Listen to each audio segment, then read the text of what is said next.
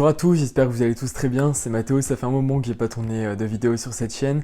Donc on revient aujourd'hui pour parler tout simplement du brevet national des jeunes sapeurs-pompiers. Donc comme vous le savez, je suis en niveau 4 de jeunes sapeurs-pompiers. Donc cette année, c'est la dernière de JSP. Comme vous le savez, à la fin de l'année, je passe mes épreuves pour avoir le brevet national des jeunes sapeurs-pompiers pour pouvoir ensuite être sapeur-pompier volontaire. Alors avant de commencer la vidéo, je voulais simplement vous remercier pour les 1000 abonnés. Pour moi, c'est déjà un cap qui est passé et c'est vraiment génial, je m'y attendais pas. Ça a grandi, je vois au fur et à mesure des mois. Je suis pas trop actif sur Instagram, j'en suis désolé, mais je suis actif sur YouTube, je regarde le nombre d'abonnés, j'essaie de faire des vidéos quand je peux avant les vacances parce que je suis aussi en terminale et j'ai mon bac à préparer, donc du coup c'est un petit peu compliqué de mixer les deux. Aujourd'hui je vous présente la vidéo pour savoir ce qu'il y a dans le brevet national des jeunes sapeurs-pompiers. Donc comme vous le savez, je suis rentré dans ma dernière année de JSP, donc la 4 au mois de septembre.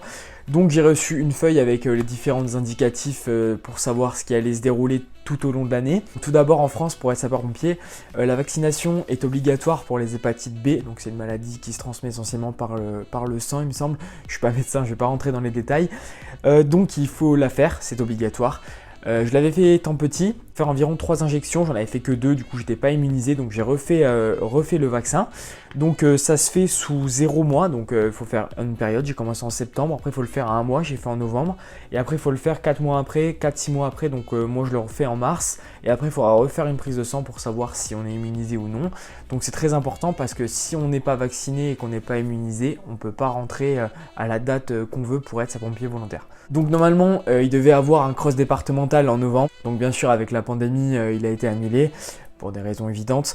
Ensuite j'ai une semaine complémentaire donc qui se déroule à un centre pas loin de chez moi. Donc la semaine complémentaire, moi elle se déroule du 1er au 5 mars 2021. Donc durant cette semaine je vais faire plein de manœuvres. Comme je disais, ça va être 4 épreuves pratiques portant sur la mise en œuvre de l'appareil respiratoire isolant, donc l'ARI, la bouteille d'air qu'on a dans le dos. On peut avoir un parcours, différentes choses. Il y a également du lot de sauvetage et de protection contre les chutes, donc le LSPCC. Et les échelles à main, donc échelle à crochet, échelle à coulisse pour ceux qui ne connaissent pas. Et le LSPCC, c'est par exemple mise en progression sur toiture, il y a point fixe improvisé et point fixe sauveteur, il me semble. Ensuite, il y a également les établissements en binôme et l'utilisation des lances, donc les manœuvres donc de M1 à M6. Maintenant, je ne sais plus comment elles s'appellent, c'est ETB, il me semble, je ne sais plus trop. Donc, ces différentes manœuvres, il va falloir, bien sûr, il faut les savoir, donc il faudra aussi potentiellement les reproduire le jour de l'examen. Et ensuite, il reste aussi des matériels d'opération diverses. Donc ça, moi, ça se passe du 1er au 5 mars. Et imaginons, je l'espère pas d'ailleurs, si j'échoue à ces épreuves, j'ai un rattrapage.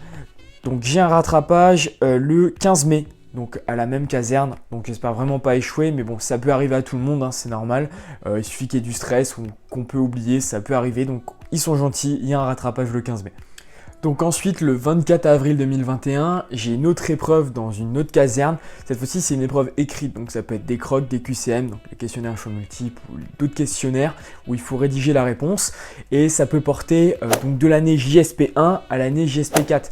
Ils vont pas nous demander bien sûr quel est le grade de caporal ou caporal-chef, c'est des choses normalement qui sont acquises, mais on va dire que c'est un QCM où il faut quand même réviser en amont pour pouvoir avoir une bonne note et miser toutes ses chances de son côté à l'écrit.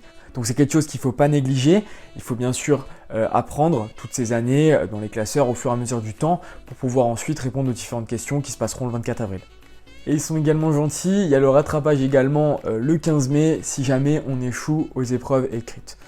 Ensuite, j'ai mon module certificat prompt secours donc dans ma caserne à moi, donc qui se déroule du 3 au 7 mai 2021, donc c'est assez conséquent, donc c'est l'équivalent du PSE1 dans le secourisme, donc le premier secours en équipe que j'ai déjà d'ailleurs. Il faut que je le repasse comme c'est chez les pompiers, c'est différent, mais c'est pas grave, il n'y a pas de souci, ça fait toujours plaisir de repasser des choses, surtout c'est des choses qu'on aime bien. Donc ça se passe durant environ 6 jours, donc il faut bien sûr l'avoir à la fin, parce que c'est ce qui nous permettra de partir par exemple en VSAV, dans l'ambulance, etc., pour faire du premier secours. Pour ça évidemment il n'y a pas de rattrapage, parce que c'est assez conséquent, il faut des formateurs, donc en général ceux qui ne l'ont pas malheureusement ne pourront pas avoir le brevet. Ça peut arriver d'ailleurs chaque année, j'en ai des amis qui ne l'ont pas eu et ça leur a pas empêché de devenir sapeur-pompier volontaire, et il y en a même qui vont passer le concours de sapeur-pompier professionnel sur Metz, Strasbourg ou d'autres villes de France. N'hésitez pas d'ailleurs à me resuivre sur mon Instagram et à me parler, que vous soyez JSP, SPV, SPP, ça me fait toujours plaisir, je reçois beaucoup de messages, les messages qui font super plaisir, de soutien, des messages moi je suis JSP là, je suis SPV là, et ça fait vraiment plaisir. Alors on arrive dans le vif du sujet, en tout cas pour moi. Il y a les épreuves du brevet du sport, donc dans une autre caserne qui se dérouleront le 15 mai 2021 pour moi. Il y a un rattrapage le samedi 29 mai pour ceux qui échouent. Donc l'épreuve de sport, c'est vraiment quelque chose pour moi que je prépare maintenant depuis un petit moment. D'ailleurs, je vais refaire une vidéo pour s'y préparer pendant toutes les années des JSP pour pouvoir réussir le brevet de sport parce que c'est quelque chose qui fait aussi partie intégrante des sapeurs-pompiers. Il y a l'écrit, mais il y a aussi le sport. Il faut avoir une bonne condition physique pour pouvoir devenir SPV, SPP, pour pouvoir partir en intervention correctement. Donc les épreuves de sport. Donc il y a 4 épreuves sportives. Donc une épreuve aquatique de sauvegarde individuelle. Donc ce qu'ils veulent dire par là, c'est une épreuve de 50 mètres nage libre. Donc en général sur les piscines, c'est des tranches de 25 mètres. Donc il faut plonger, faire 25 mètres sans toucher le sol. Ensuite, au bout des 25 mètres, revenir à la nage. Ensuite, revenir de ses propres moyens, c'est-à-dire se soulever et sortir du bassin. Cette épreuve n'est pas chronométrée, donc il suffit simplement de réaliser ces 50 mètres et on est validé. Ensuite, il y a une épreuve qu'ils appellent une épreuve spécifique dénommée parcours sportif du sapeur-pompier. Cette épreuve n'est pas chronométrée également. Il faut simplement la réaliser du début jusqu'à la fin. Donc c'est une sorte de parcours. Je vous mets une vidéo où vous pouvez aller voir directement à la BSPP comment ils font. C'est une épreuve qui regroupe, on va dire, une sorte d'intervention. On va tirer le dévidoir tournant, on va prendre des tuyaux, on va courir, on va marcher, on va faire de l'équilibre. Ça résume assez bien, on va dire, une intervention incendie banale. Ensuite, on a une épreuve qu'ils appellent d'endurance cardio-respiratoire, donc qui est aussi appelée test Cooper. Donc c'est une course à pied. Il faut faire 2000 mètres en 12 minutes. Il faut respecter ces 2000 mètres, bien sûr, et il faut aussi respecter ces 12 minutes. C'est-à-dire qu'en tout cas, il faut éviter de faire plus de 12 minutes ou moins de 12 minutes. C'est-à-dire qu'il faut être à peu près pile dans les temps. Donc, en 2000 mètres, il faut faire 12 minutes, donc c'est assez compliqué, c'est-à-dire qu'il faut se baser sur un certain rythme.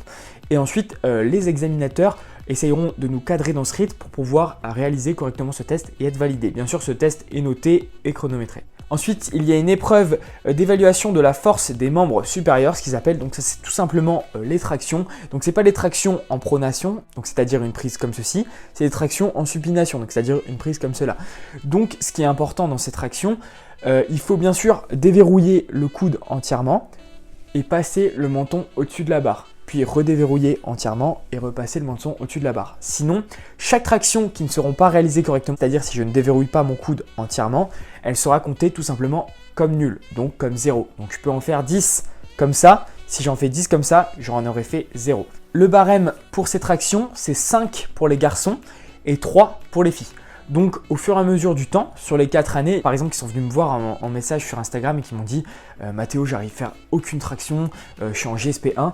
Vous inquiétez pas, moi en JSP1 j'en faisais une et encore j'en faisais une très très mal. Maintenant je peux en faire 15. 15 c'est mon record, on va dire, je vais pas non plus abuser, mais franchement vous pouvez le faire, c'est vraiment, on va dire, avec le temps, c'est très simple. J'ai oublié évidemment, c'est l'épreuve médicale. On y pense rarement, mais il faut quand même y passer et il faut être apte, c'est-à-dire que le médecin joue quand même un rôle crucial dans la mise du brevet de jeune sapeur-pompier. Parce que si on n'est pas apte médicalement, c'est-à-dire si on a un problème au niveau cardio-respiratoire, ça peut en tout cas vous annuler le brevet ou vous refuser jusqu'à ce que ça se soigne, ou malheureusement des fois ça ne se soigne pas. Bon, je vous rassure, c'est très rare. Mais par exemple pour des personnes qui ont de l'asthme, pas que c'est impossible, mais ils pourront par exemple rencontrer quelques problèmes pour l'examen médical où il faudra montrer patte blanche. Bien sûr, alors c'est aussi un sujet que je parle, en message Insta on en parle, il y a des fois, ça peut être tout le temps, aléatoirement, sur simple suspicion, des tests contre les drogues. Donc bien sûr, c'est un test urinaire, donc il faut uriner dans un pot, le donner au médecin, les biologistes font une analyse et vous disent si vous êtes positif ou négatif à certaines drogues, entre autres l'herbe de cannabis, cocaïne. J'espère que les personnes qui regardent la vidéo sont pas dépendantes à ce genre de matière parce que c'est pas compatible avec une activité de sapeur-pompier, de jeune sapeur-pompier ou je ne sais quoi dans ce métier de sécurité. Donc comme je l'ai dit, le rattrapage peut se faire, peut se faire pour l'épreuve écrite, pour l'épreuve de sport, pas pour l'épreuve de prompt secours, ni pour l'épreuve de modute où on passe les différentes manœuvres, échelle à main et les manœuvres. Donc voilà, cette vidéo touche à sa fin. J'espère que j'ai été clair. N'hésitez pas à me parler en commentaire ou sur Instagram. J'hésiterai pas à vous répondre. Pendant les vacances de Noël, je vais essayer d'être actif et de sortir une deuxième vidéo, comment se préparer sportivement, physiquement, mentalement aux épreuves de jeunes sapeurs-pompiers ou pouvoir rentrer dans une section de jeunes sapeurs-pompiers. En tout cas, j'espère vraiment que cette période se passe bien pour vous et qu'elle se passe bien au niveau scolaire et au niveau JSP aussi, ou SPV ou SPP, et que c'est pas trop dur de continuer malgré tout ce qui se passe en ce moment. Alors je vous souhaite de bonnes fêtes de fin d'année, de bonnes vacances pour ceux qui sont encore en scolaire, et je vous dis à bientôt pour une nouvelle vidéo. Ciao ciao.